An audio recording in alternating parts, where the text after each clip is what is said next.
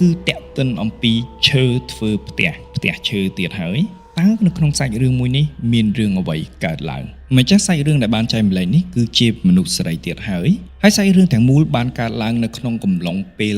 មេរោគកូវីដកំពុងតែផ្ទុះគាត់មានបងស្រីម្នាក់ហើយបងស្រីរបស់គាត់មានប្តីហើយដែលពួកគាត់ទាំងពីរនាក់រស់នៅឯខេត្តស្វាយរៀងហើយម្ចាស់សាច់រឿងមិនមែននៅក្នុងខេត្តស្វាយរៀងនោះទេមានថ្ងៃមួយបងស្រីគាត់ហើយនឹងប្តីគាត់ក៏កើតចិត្តចង់សង់ផ្ទះឈើរបៀបថាផ្ទះឈើឥឡូវហ្នឹងវាយ៉ាងទូចអញ្ចឹងចង់សង់ធំជាងមុនក៏យករឿងទាំងអស់ហ្នឹងមកពិភាក្សានៅក្នុងគ្រួសារម្នាក់ស្ដាប់សាច់រឿងហើយ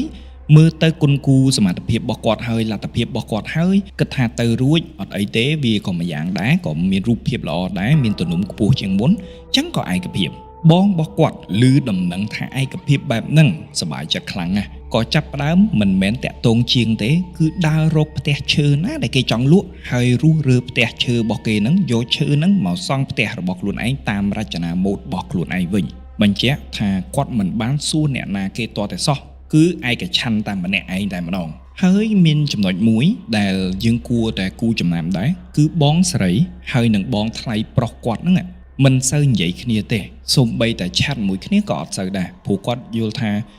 គាត់រៀងបុរាណនិយមចឹងគាត់គិតថាមនុស្សប្រុសមនុស្សស្រីត្រឹមតែជាសាច់ថ្លៃកុំតាក់ទងគ្នាច្រើនពេកបើមានការអីយើងនិយាយតាបងប្អូនបកកើតទៅបានហើយព្រោះថាបើសិនជាឆាត់ទៅតាមសាច់ថ្លៃសាច់អីចឹងទៅនាំតែមាត់មួយជាមាត់ពីរក្អែកមួយជាក្អែក10ទេហើយវហ្នឹងថាពួកគាត់មានទំនាក់ទំនងមានរឿងអាស្រូវអីទៀតហ្នឹងវបដ ாய் អញ្ចឹងក្នុងករណីហ្នឹងហើយការប្រស្រ័យតាក់ទងគ្នាក៏មានកម្រិតមែនតែនស្វែងរកឃើញផ្ទះមួយហើយចរចាតម្លៃគ្នារួចហើយចាប់ពីពេលនោះមកបងប្រុសរបស់គាត់សុខភាពក៏ចាប់ផ្ដើមអន់ខ្សោយម្ដងបន្តិចចេះតែមានជំងឺមកយាយីរហូតមិនដឹងតែរឿងអីទេមានថ្ងៃមួយសុកបងថ្លៃរបស់គាត់ក៏ផ្ញើវីដេអូមួយមកកាន់ឆាតរបស់គាត់ចុចបើកមើលគាត់ក៏ចម្លែកក្នុងចិត្តហេបងថ្លៃសុកមិនក៏ឆាតមកអញ្ចឹងគាត់បានចុចមើលនៅវីដេអូមួយហ្នឹងអ្វីដែលគាត់បានឃើញគឺជាសកម្មភាពដែលកំពុងតែរុះរើផ្ទះឈើមួយកន្លែងហើយបងប្រុសរបស់គាត់បានផ្ញើ voice មកគាត់ថានេះមើលនេះទិញផ្ទះបានហើយហូហើឈើហើយតែតើនៅក្នុងវីដេអូនោះគាត់បានឃើញអ្វីដែលគាត់បានឃើញគឺក្នុងវីដេអូនឹងមានសភាពងងឹតខ្លាំងមែនទែនងងឹតដូចយប់ងងឹតដូចប្រហែលជាម៉ោង 6 7 យប់គឺងងឹតបែបហ្នឹងងងឹតស្លុងគាត់ក៏បានឆាត់ទៅសួរបងគាត់វិញថាបងហើយបងឯងបញ្ញាប់ហើផ្ទះម៉េះត្រូវថ្លៃគ្នាគេត្រូវឲ្យហើភ្លាមអញ្ចឹងហ្មងទៅមិនហើទាំងយប់អញ្ចឹងបងគាត់ប្រាប់ថាចេះហើទាំងយប់អីអូនហើម៉ោងប្រហែលម៉ោង 2 ថ្ងៃត្រង់ហ្នឹងថ្ងៃក្តៅកលាក្បាលហ្នឹងគាត់ឮសំឡេងមួយហ្នឹងគាត់ក៏សួរថាចេះហាបងហើម៉ោង 2 អីមេឃឡើងងងឹតស្លប់ហ្នឹងបងគាត់ក៏ថាប្រហែលទូរស័ព្ទរបស់គាត់នឹងអាសេរីទៀបអញ្ចឹងហើយថតវាមិនបានច្បាស់ឃើញល្ងឹតអីអញ្ចឹងប៉ុន្តែអារម្មណ៍របស់គាត់ចាប់ផ្ដើមអត់ស្រួលហើយហេតុអ្វីម៉ោង 2នៅក្នុងកាមេរ៉ាទោះអន់ប៉ុណ្ណាក៏ដោយវាមិនអាចឃើញសន្តានខ្មៅទេលុះត្រាតែថតកង់នឹងពន្លឺថ្ងៃតែគាត់បានសង្កេតឃើញថាអត់មានថ្ងៃណាមកបែរចំជាមួយនឹងកាមេរ៉ានឹងទេថ្ងៃគឺនៅបែកចំហៀងនៅឬក៏ពីក្រោយបងប្រុសរបស់គាត់ទេវាអត់នៅចំពីមុខកាមេរ៉ាហ្មងតែហេតុអ្វីបែរជាងងឹតស្លុងអញ្ចឹងគាត់មានអារម្មណ៍អត់ស្រួលហើយបន្ទាប់មកគាត់ក៏សួរបងគាត់ទៀតថាចេះបងហើយម៉ោង 2 ក៏ម៉ោង 2 អញ្ចឹងហើយបញ្ញាប់ហើផ្ទះម៉េះបងរបស់គាត់ក៏ឆ្លើយថាម្ចាស់ផ្ទះគេបញ្ញាប់សង់ផ្ទះថ្មីត្រូវថ្លៃគ្នាហ្នឹងហើយក៏មកហើភ្លាមហ្មងទៅហើយគាត់ក៏ថាចេះសង់ផ្ទះថ្មបងគាត់ក៏ឆ្លើយតបថាអត់ផងសង់ផ្ទះឈើដដែលគាត់ក៏សួរទៅបងប្រុសគាត់ថាហើយបើសង់ផ្ទះឈើដដែលលក់ផ្ទះឈើនឹងចេញទៅអីព្រមសង់ផ្ទះតហ្មងទៅបងប្រុសគាត់ក៏ឆ្លើយតបថាគេខ្ជិលខ្ជិលតឲ្យមានតំណអីអញ្ចឹងគេលក់អាឈើចាស់របស់គេទៅហើយគេយកសង់តាមគំរូថ្មីហ្មងអញ្ចឹងអត់ឃើញផ្ទះពីតំណទេគឺឃើញផ្ទះមូលទាំងស្រុងតែធំជាងមុនគាត់ឃើញបែបហ្នឹងក៏អញ្ចឹងអើទៅប៉ុន្តែអារម្មណ៍របស់គាត់ចាប់ផ្ដើមអត់ស្រួលហើយចូលមកដល់ពេលវេលាដែលបងគាត់ត្រូវជីកគ្រឹះជីកអីក្រុងពលីដើម្បីរៀបចំពិធីសែនដើម្បីសង់ផ្ទះថ្មីមួយនឹងឯងបងប្រុសរបស់គាត់ក៏ថតវីដេអូមកបង្ហាញដែរមកបង្ហាញរាប់អំពីរណ្ដាប់នៅក្នុងការសែន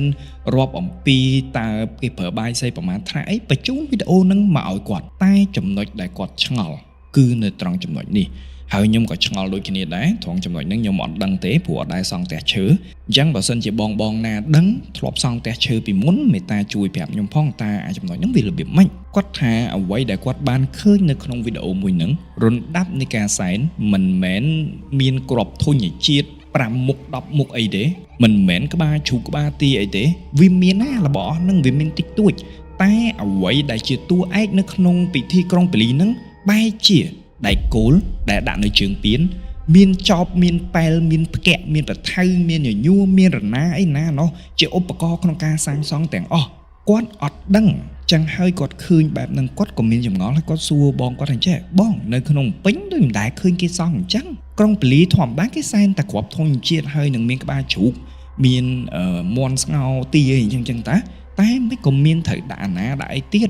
បងប្រុសរបស់គាត់ថាចេះដោយសារសង់ផ្ទះឈើអញ្ចឹងវាមានការវាមានការដំវាមានការគាស់វាមានការជីកអីចឹងទៅអញ្ចឹងហើយទៅមិនលោកអាចារ្យឲ្យសែនអារបស់របរដែលត្រូវប្រើប្រាស់ក្នុងការកសាងទាំងអស់ហ្នឹងយកមកដាក់នៅលើទីសនាសនៈដែលជាកន្លែងក្រុងពាលីហ្នឹងទៅដើម្បីឲ្យធ្វើទៅគឺមានសភាពរលូនទៅមុខទាំងស្រុងតែម្ដងគាត់ទទួលពាក្យហ្នឹងហើយគាត់ក៏ចឹងក៏ចឹងទៅខែលោកគាត់មិនដឹងគាត់ចេះមិនដល់ឡាអីចឹងតែមិនដឹងថាគាត់មានញៀនកម្រិតណាក៏មិនដឹងគាត់ចាប់ផ្ដើមសង្កេតតាំងពីវីដេអូទី1ដែលគាត់បានឃើញការថតមកឃើញផ្ទាំងខ្មៅមេឃងងឹតអ៊ូអាប់ខុសធម្មតាការដែលបងគាត់ធ្លាក់ខ្លួនឈឺរហូតមកដល់ការសែនព្រេនហ្នឹង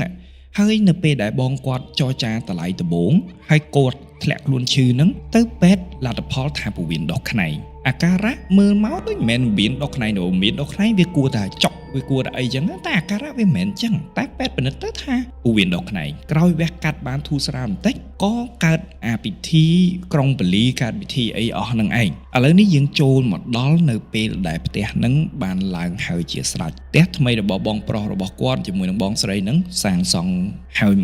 100% តើមានរឿងអ្វីកើតឡើងរាប់ចាប់ពីផ្ទះនោះបានសាងសង់ហើយបងប្រុសគាត់ដែលមានទម្ងន់90គីឡូ9ហើយនឹង0ណាបងប្អូនក្នុងរយៈពេលខ្លីឈឺជាដំណំស្រកគីឡូតាំងពី90គីឡូរហូតមកដល់30គីឡូជាងតែប៉ុណ្ណោះកម្រិតស្រក60ជាងគីឡូក្នុងរយៈពេលខ្លីបងប្អូនអាចរាប់ថាមួយខែ2ខែចុះទោះស្រកយ៉ាងណាបើយើងប្រអត់អាហារក៏វាមិនអាចស្រកដល់ថ្នាក់នឹងដែរតែនេះគឺស្រកខ្លាំងយកតែមែនតើតើនេះជាជំងឺអ្វី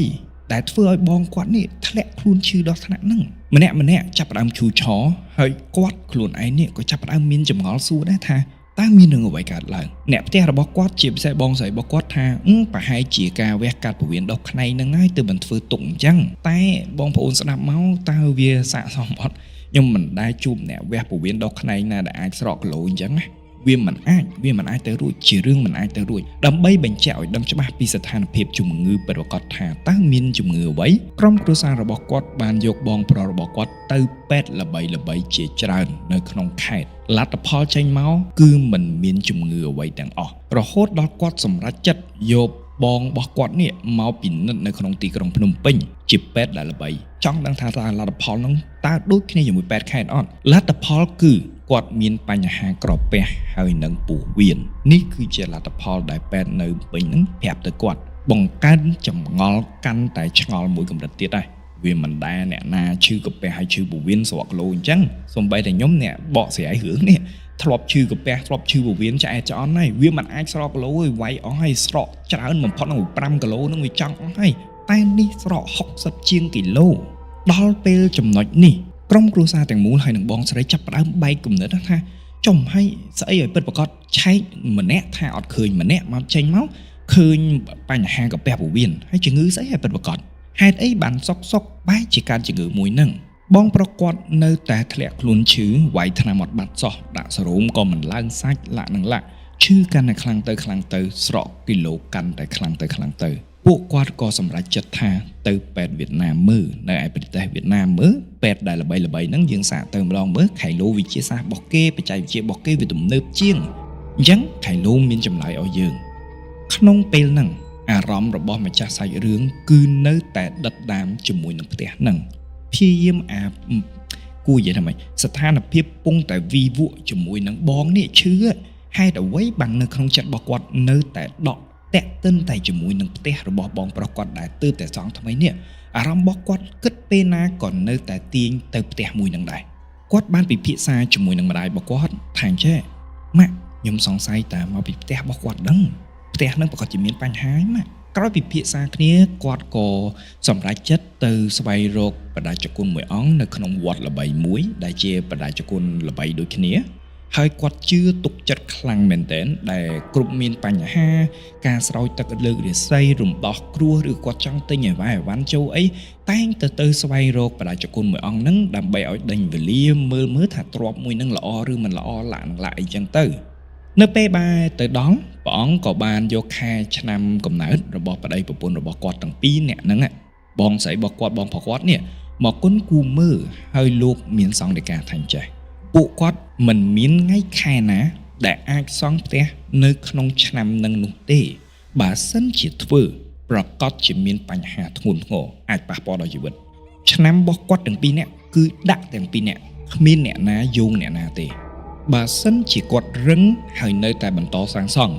បញ្ហាអាចកើតឡើងពីរទី1ទ្រពនៅម្ចាស់ទៅ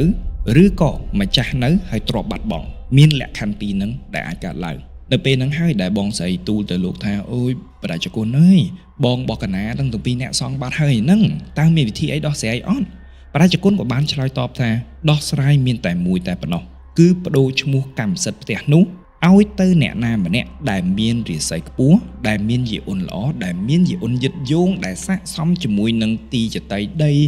ហើយនឹងស័ក្តិសមនឹងការសង់ផ្ទះនៅក្នុងឆ្នាំហ្នឹងត្រូវធ្វើលិខិតទិញដូរលក់ដាច់លិខិតដូចមែនតែម្ដងមានប្រថាប់ត្រាមានអីត្រឹមត្រូវគឺ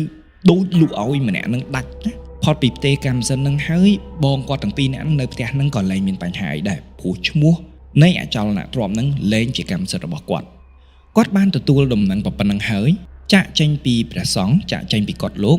គាត់ក៏ចាប់ផ្ដើមទេទៅរកបងស្រីគាត់ដែលកំពុងតែស្ថិតនៅឯប្រទេសវៀតណាមជាមួយនឹងប្តីឯណោះដើម្បីចង់ដឹងថាអញ្ចេះហើយមុនសង្ឃនឹងមានតែរកគេអ្នកចេះអត់បងស្រីរបស់គាត់ក៏បានឆ្លើយតបថាគាត់មានបានទៅមើលអ្នកចេះអីដែរហើយអ្វីដែលគេប្រាប់ហ្នឹងគឺដោយព្រះសង្ឃដែលបងម្ចាស់សាយរឿងហ្នឹងមានសង្ឃដីកាអញ្ចឹងគឺដូចគ្នាបែបបិទតែហេតុអ្វីនៅតែប្រព្រឹត្តនេះបានន័យថាមិនជឿអត់ជឿអាពាក្យថាគុំសម្បយុះហើយនៅតែរឹងព្រោះតែអំណាចចិត្តថាចង់បានរបស់ថ្មីចង់បានឥឡូវត្រូវតែបានរកហេតុផលគ្រប់យ៉ាងដែលថាអូវាគ្មានទេនៅលើโลกហ្នឹងកុំជឿយើងមានលុយហើយមិនបាច់ខ្វល់អីទៀតទេសង់ទៅបងស្រីបានទទួលដំណឹងបែបនេះហើយក៏ប្រាប់វិធីដោះស្រាយទៅបងរបស់គាត់បងស្រីរបស់គាត់ក៏ពិភាក្សាជាមួយនឹងបងថ្លៃរបស់គាត់ទៅតាមដំណើរសាច់រឿងទាំងអស់ធម្មតាសាច់ថ្លៃបងប្អូនដឹងហើយបើសិនជាបងប្អូនការនៅក្នុងសាច់ថ្លៃមួយដែលល្អគ្រួសារមួយដែលល្អដែលមិនចង់យាយីបើចង់បានទ្រព្យអានឹងរាប់ថាបងប្អូនសំណាងហើយប៉ុន្តែ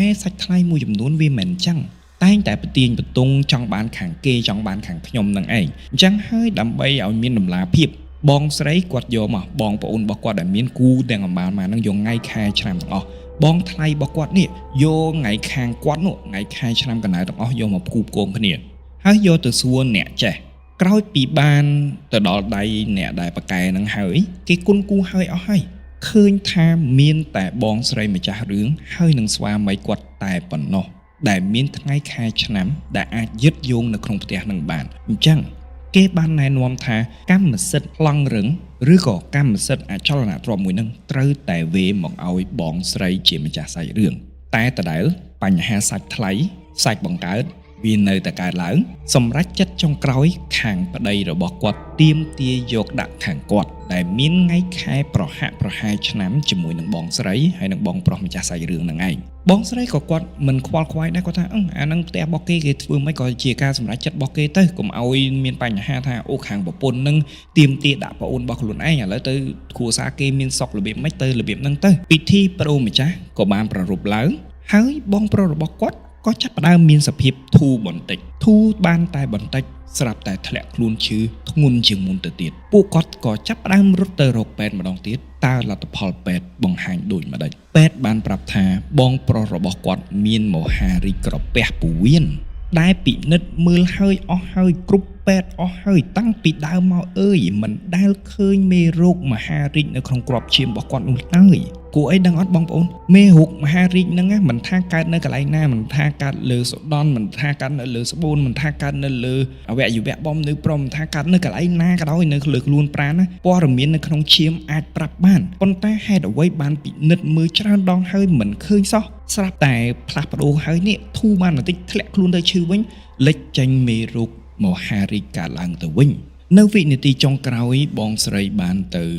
មើលបងប្រុសរបស់គាត់ជាដង្ហើមចុងក្រោយអ្វីទៅដែលគាត់បានឃើញអ្វីដែលគាត់បានឃើញគឺបងប្រុសរបស់គាត់នៅសល់តែស្បែកដណ្ដប់ឆ្អឹងតែប៉ុណ្ណោះពីមនុស្សម្នាក់ដែលមានទម្ងន់90គីឡូអត់អីសោះល្អជាអត់មានបញ្ហាអីសោះធ្លាក់ខ្លួនឈឺមកក្រឹបនឹងបែរជានៅសល់តែស្បែកហើយនឹងដណ្ដប់ឆ្អឹងណាហើយពេលវេលានោះគឺជាពេលវេលាចុងក្រោយជាលើកចុងក្រោយដែលគាត់បានឃើញបងថ្លៃរបស់គាត់បងថ្លៃរបស់គាត់ក៏បានអស់បុណ្យទៅតែយ៉ាងម៉េចដែរបងប្អូនទាំងអស់គ្នាយល់យ៉ាងណាដែរសម្រាប់សាច់រឿងនេះគឺជាសោកនាដកម្មនៃការបាត់បង់សមាជិកក្នុងក្រុមគ្រួសារចឹងទៅបន្តថាបងប្អូនជឿមិនជឿខ្ញុំមិនដឹងទេតែសម្រាប់ខ្ញុំជ្រើសរើសជឿហើយអាគមសមយុទ្ធវាសុខទាំងអស់គ្នាការសាងសង់ផ្ទះបើសិនជាបងប្អូនជឿទៅលើបែបហុងស៊ុយវិទ្យាសាស្ត្រណាសូម្បីតែដំផ្ទះខុសទិសក៏អាចដាក់បានដែរសូម្បីតែបង្កសំឡេងណាមួយដែលក្ដុងក្ដាំងនៅទិសណាមិនល្អក៏អាចប៉ះពាល់ដល់រាសីទាំងមូលដែរចុះទម្រាំតែសង់ផ្ទះដាក់ឈ្មោះខ្លួនឯងជាម្ចាស់ផ្ទះទៀតនេះហើយឈើគាត់អត់មានចម្ងល់អីទេ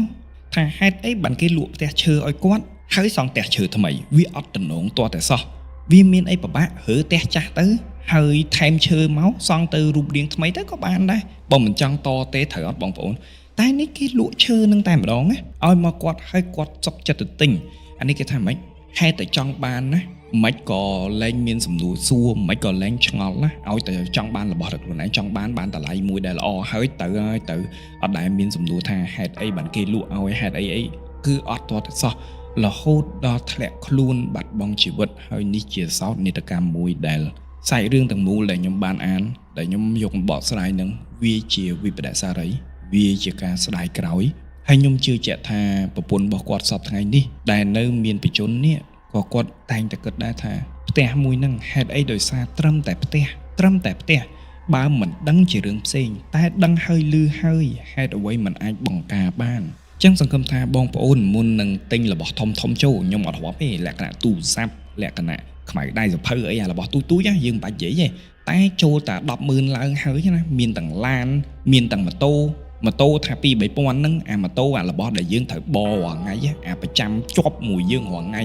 ជួយយើងក្នុងការរករបស់ហូស៊ីជួយយើងក្នុងការបង្កើនសម្ភារមង្គលនេះអារបស់អស់ហ្នឹងនេះគួរតែរើសថ្ងៃខែឲ្យត្រឹមត្រូវវាមិនខាតបង់អីទេទៅរកអ្នកចេះទៅគេមិនយកថ្លៃទេ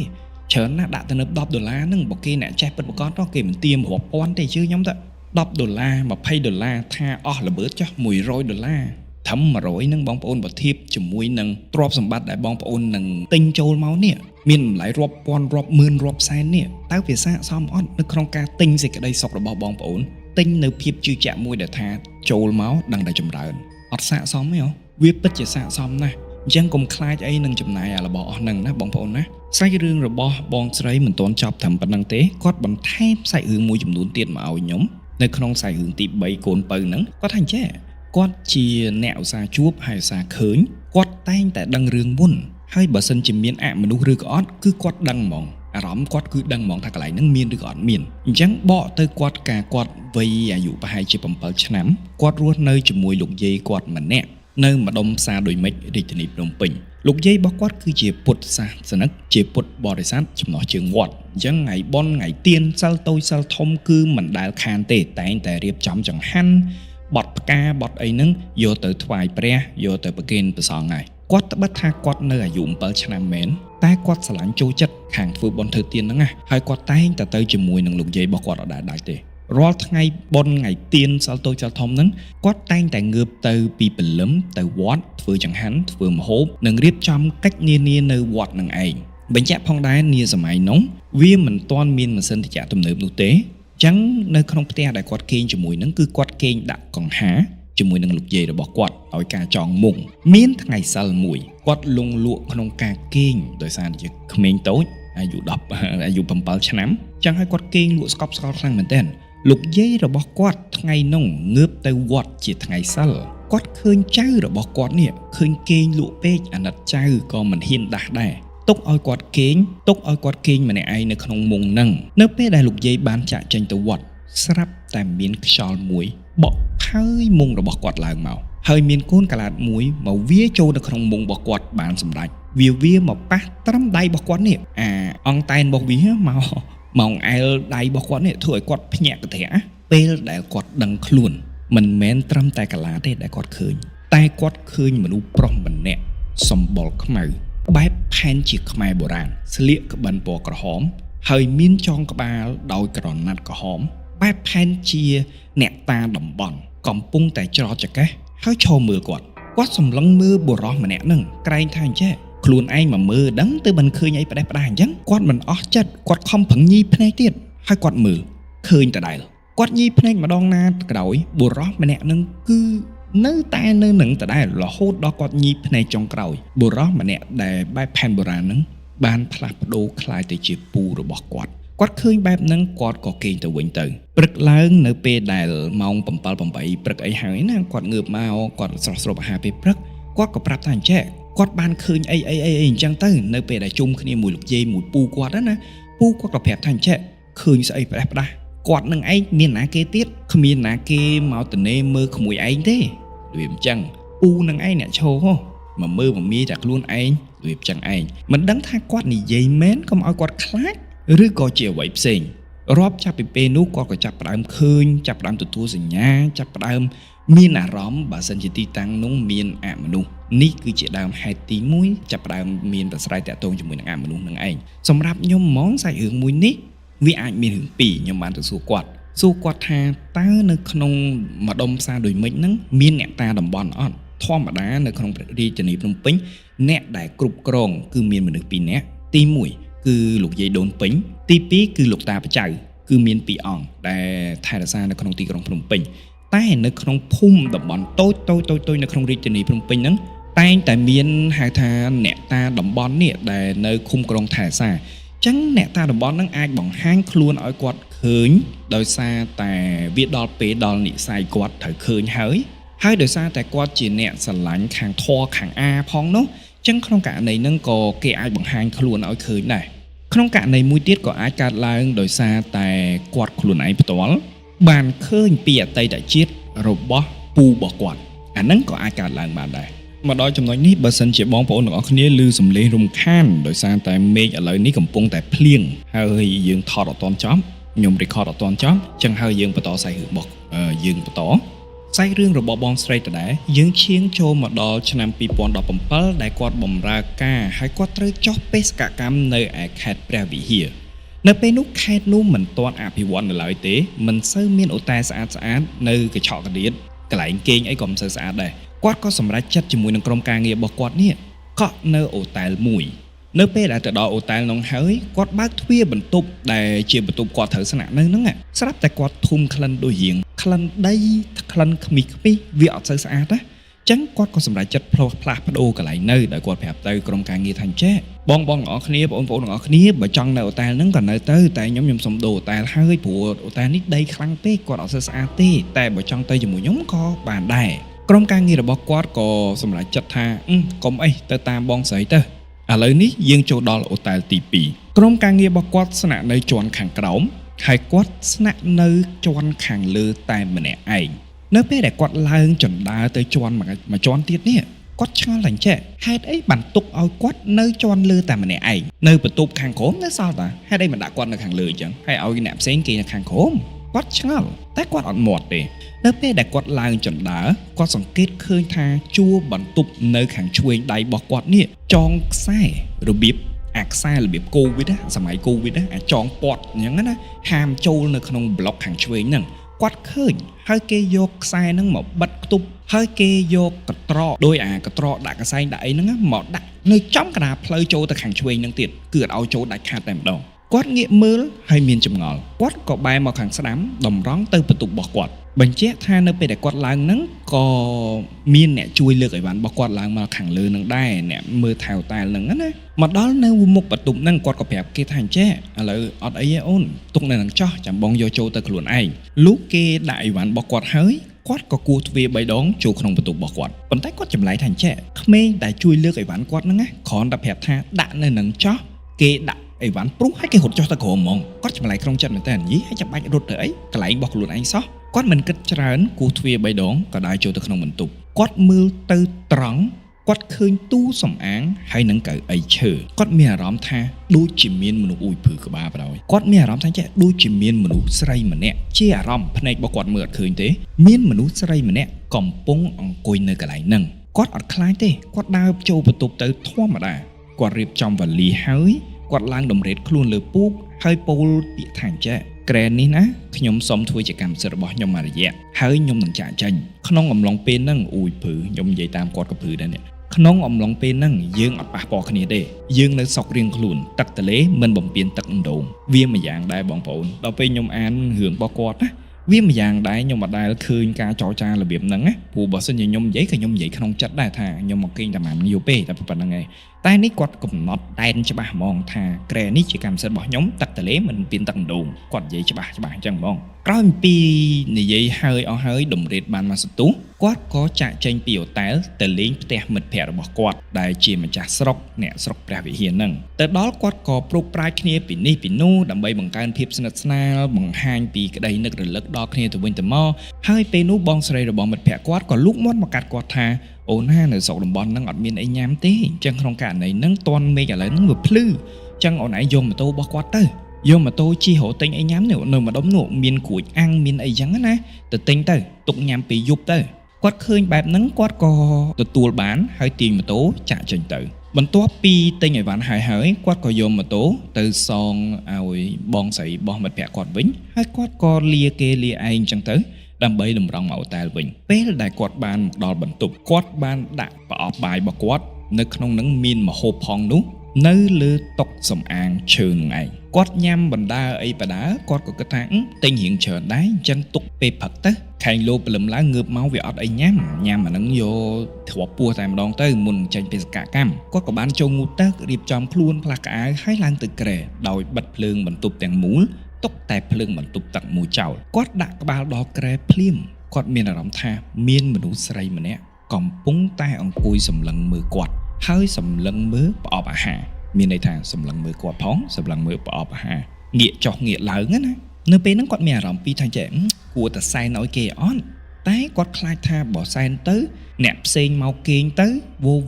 តើតែសែនទៅបណ្នៅសក់ចឹងបើគាត់ទ្រលាប់អត់សែននៅក្នុងបន្ទប់ហ្នឹងទេអត់មានណាគេសែនបន្តក៏អត់ខុសដែរគាត់គិតបែបហ្នឹងណាចឹងគាត់ក៏សម្រេចចិត្តថាគាត់អត់សែនទេដូច្នេះហើយគាត់ក៏និយាយក្នុងចិត្តថាចេះអាហារនេះជាអាហាររបស់ខ្ញុំត្រៀមសម្រាប់ថ្ងៃស្អែកប្រជុំមិនមែនយកមកសែនឲ្យអ្នកឯងទេអញ្ចឹងហើយសូមកុំប៉ះពាល់របស់ខ្ញុំយើងរស់នៅរៀងខ្លួនទឹកសមុទ្រមិនបំពេញទឹកទលេជាកិច្ចចរចាលើកទី2តែអារម្មណ៍មួយដែលមានកៅភ្នែកមួយគូស្រឡឹងមើលគាត់ហើយស្រឡឹងមើលប្រអប់ហ្នឹងគឺអត់ដាច់សោះនៅតែមានអារម្មណ៍មួយហ្នឹងគាត់នៅតែមានអារម្មណ៍ថាម្នាក់ស្រីហ្នឹងនៅតែមើលគាត់សង្ងំគេងទាំងអស់កម្លាំងហើយតែគាត់គេងបែបណាក៏គេងមិនលក់រហូតដល់គាត់ដាច់ចិត្តថាងើបក្រោកឡើងដើម្បីថ្វាយបង្គំខ្នើយ3ដងនឹកដល់គុណឪពុកគុណម្ដាយជាដើមឡាក់គាត់ក៏ទាញកាសទៅជាដើម្បីចាក់ផ្សាយធម៌ផ្សាយមេត្តាព្រោះគាត់ក៏អត់សូវចេះ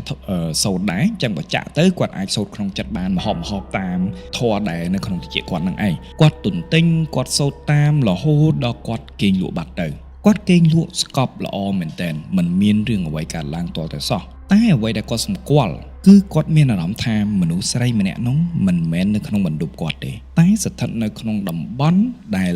មានការហុំព័ទ្ធដោយខ្សែនឹងឯងគឺប្លុកខាងនោះតែចៃដន្យអីបន្ទប់របស់គាត់នៅក្នុងជាន់ហ្នឹងមានតែគាត់ម្នាក់ឯងនៅហើយអ្នកភ្ញៀវដទៃទាំងអស់គឺនៅជាន់ក្រោមមិនមានអ្នកណាមកគេងនៅជាន់លើហ្នឹងទេអញ្ចឹងហើយគេឃើញបែបនេះទើបបានគេមករកគាត់អញ្ចឹងសាច់រឿងមួយនេះយ៉ាងម៉េចដែរ ទៅវិញទៅមកនៅតែគុណឪពុកគុណម្ដាយគុណពុទ្ធគុណពធគុណប្រសង្ឃជាគុណដែលខ្ពស់ដែលអាចជួយការពារបងប្អូនទាំងអស់គ្នាហើយខ្ញុំសរសើរដល់ទឹកចិត្តគាត់អ្នកដែលមានញាណអ្នកដែលទទួលបានសូម្បីតែដឹងហើយថានៅទីនេះពិតជាមានអ្វីមួយតែគាត់នៅតែសង្ងំគាត់នៅតែសម្រួមអារម្មណ៍គាត់នៅតែបន្ធូរអារម្មណ៍ក្នុងករណីមួយដែលថាបើកការចរចាតែក៏មិនមែនមានន័យថាអ្នកទាំងអស់គ្នាសុទ្ធតែចរចាបានហើយខ្ញុំរាប់ថាអមនុស្សដែលគាត់បានជួបនឹងរាប់ថាជាអមនុស្សស្រាលហើយព្រោះអីយោងតាមអ្វីដែលខ្ញុំបានដឹងនិងបទពិសោធន៍ជាច្រើនដែលខ្ញុំបានអានពីប្រិយមិត្តហើយជួបផ្ទាល់ដែរមិនមែនអមនុស្សទាំងអស់សុទ្ធតែចរចាគ្នាបានទេសូមឧទាហរណ៍ដូចជាករណីដែលខ្ញុំទៅលេងសៀមរាបជាមួយនឹងបងម៉ុងហើយចេញមកអេពីសូតហ្នឹងដែលមានឈ្មោះថាដំណើរកំសាន្តរន្ធត់នៅក្នុងស៊ីហ្សិនទី2ក៏ខ្ញុំប្រាប់ដែរថាការចរចាខ្ញុំចរចាបងម៉ុងចរចាធ្វើកិច្ចមួយចំនួនហើយនៅតែចរចាមិនបានដែលចាំបាច់ពួកយើងត្រូវតែរើចេញទាំងយប់តែម្ដងដដែលបើសិនជាបងប្អូនទទួលអារម្មណ៍ថាមិនស្រួលសូមកុំស្នាក់នៅដដែលបើសិនជាបងប្អូនមានអារម្មណ៍ថាដឹងឬក៏មិនដឹងក្តីក៏មានការចរចាទៅសាពះខ្នើយ3ដងនឹកដល់គុណឪពុកគុណម្ដាយកុំភ្លេចឲ្យសោះគោះទ្វារ3ដងមុននឹងចូលបន្ទប់នេះជាវិធីសាស្ត្រការពារខ្លួនដែលល្អបំផុតតែបើសិនជាធ្វើរឿងទាំងអស់នេះហើយនៅតែមានអារម្មណ៍មិនស្រួលខ្ញុំលើកទឹកចិត្តឲ្យផ្លាស់ប្ដូរទីកន្លែងនៅអរគុណណាស់ស្ដាប់មកដល់ត្រឹមនេះសង្ឃឹមថាបងប្អូនទាំងអស់គ្នានឹងចាប់អារម្មណ៍នៅសាច់រឿងទាំងឡាយដែលខ្ញុំបានលើកមកបកស្រាយជូនទៅបងប្អូនទាំងអស់គ្នាសង្ឃឹមថាបងប្អូនទាំងអស់គ្នាចូលចិត្តហើយក៏សូមអភ័យទោសខ្លាំងដែរសម្រាប់រាល់កំហុសដែលខ្ញុំបានសាងដោយប្រការណាមួយនៅក្នុងវីដេអូមួយនេះសម្រាប់បងប្អូនទាំងឡាយដែលចាប់អារម្មណ៍ចង់ចូលរួមជាមួយនឹងប្រិយមិត្តដទៃទៀតនៅក្នុង Telegram Channel សូមចុចនៅក្នុង description នៅខាងក្រោមវីដេអូមួយនេះគឺខ្ញុំបានដាក់ link តំណភ្ជាប់ទៅ Telegram Channel តែម្ដងមានព័ត៌មានមួយចំនួនមានការវិចែកគ្នាមួយចំនួនសួរសុខទុក្ខគ្នាមួយចំនួនបូករួមជាមួយនឹងចែករំលែកចំណេះដឹងមួយចំនួនដែលខ្ញុំមិនបានបកស្រាយនៅលើវីដេអូរបស់ខ្ញុំទេគឺនៅក្នុង group channel នោះឯងសង្ឃឹមថាបងប្អូននឹងអាចចូលរួមបានហើយសម្រាប់ប្រិយមិត្តថ្មីសូមកុំភ្លេចចុច Subscribe សម្រាប់ប្រិយមិត្តថ្មីនិងចាស់សូមកុំភ្លេចចុចសញ្ញាកណ្ដឹងដើម្បីទទួលបានរាល់ព័ត៌មានរាល់វីដេអូថ្មីៗដែលខ្ញុំនឹងបង្ហោះនាពេលអនាគតដ៏ខ្លីខាងមុខនេះអរគុណណាស់ដដែលសម្រាប់បងប្អូនទាំងអស់គ្នាដែលបានចំណាយពេលហើយមកស្ដាប់ខ្ញុំបកស្រាយរឿងហើយអរគុណសម្រាប់ការគាំទ្រនំប៉័ងហោះបើសិនជាបងប្អូនមានកម្មវិធីមិនថាតូចមិនថាធំសូមកុំភ្លេចនំប៉័ងហោះទាំងប៉ាតេទាំងសាច់នៅខាងក្នុងគឺពួកយើងធ្វើដោយដៃ 100% ធ្វើខ្លួនឯង 100% អញ្ចឹងហើយមិនថាកម្មវិធីកម្រិតប៉ុណ្ណានោះទេគឺពួកយើងអាចផ្គត់ផ្គង់គឺពួកយើងអាចបញ្ជូននៅនំប៉័ងប៉ាតេដែលមានរសជាតិឆ្ងាញ់ខុសប្លែកពីនំប៉័ងប៉ាតេដទៃហើយជាស្នាដៃកូនខ្មែរទៀតជូនទៅអតិថិជនហើយនឹងជូនទៅភ្ញៀវកិត្តិយសនៅក្នុងកម្មវិធីរបស់បងប្អូនមិនថាជាកម្មវិធីផ្លូវការឬកម្មវិធីមិនផ្លូវការខណៈពេលនេះសូមជូនពរឲ្យបងប្អូនទាំងអស់គ្នាជួបតែរឿងល្អទៅណាមុខណាជួបតែសេចក្តីសុខសេចក្តីចម្រើនប្រកបរបររកស៊ីទទួលទានចិញ្ចឹមជីវិតរាល់ថ្ងៃមានស្គាល់តែពាក្យថាចម្រើនហើយក៏ជូនពរឲ្យគ្រួសាររបស់បងប្អូនទាំងអស់ស្គាល់តែភាពសុខដុមរមនាត្រជាក់ត្រជុំស្រឡាញ់គ្នាល្អោកល្អឿនទៅទីចិត្តទីឆ្ងាយមិនថាទៅដល់ជើងមេឃណាទេគឺមានតែអ្នកស្រឡាញ់រាប់អានមានតែអ្នកដែលផ្ដល់ឱកាសល្អជូនទៅបងប្អូនអរគុណណាស់សម្រាប់ពេលនេះខ្ញុំបាទវីទូសូមអរគុណនិងសូមជម្រាបលាយើងជួបគ្នានៅអេពីសូតក្រោយទៀត